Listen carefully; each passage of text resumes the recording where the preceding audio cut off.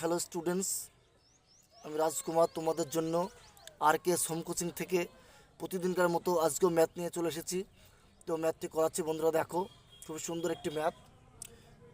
তো RKS home কোচিংকে subscribe করো এবং আমার পাশে থেকো। দেখো বন্ধুরা, ম্যাথটা পড়ছি আমি। কোনো এক প্রকার মিশ্র সারে ইউরিয়া ও পটাশের অনুপাত 2:3। এরূপ 20 কেজি মিশ্র সারে 1 কেজি ইউরিয়া মেশালে নতুন অনুপাত কত হবে? তাহলে বন্ধুরা দেখে নাও, এখানে কি আছে? Urea potash.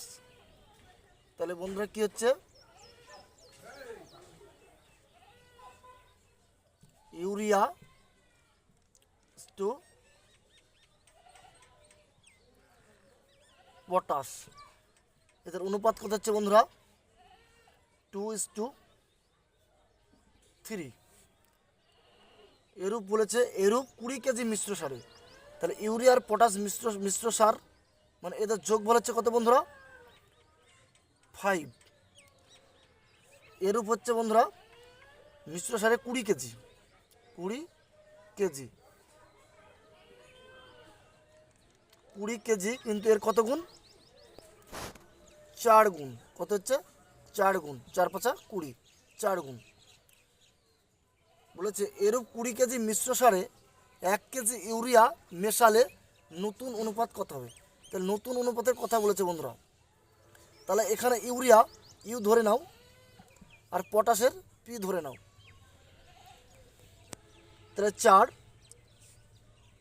এখানে 4 দুগুণে কত হচ্ছে বন্ধুরা? 8, আর 3 4 কত হচ্ছে বন্ধুরা? 12। কি বলেছে?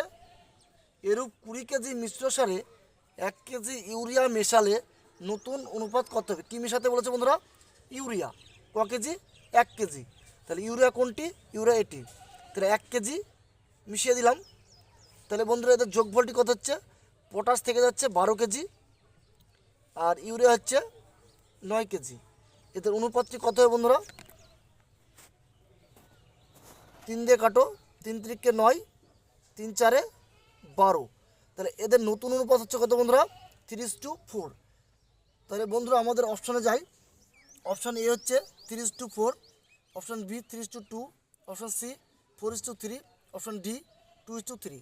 তাহলে আমাদের নতুন যে নতুন অনুপাত হচ্ছে কত বন্ধুরা? নতুন অনুপাত হচ্ছে 3:4।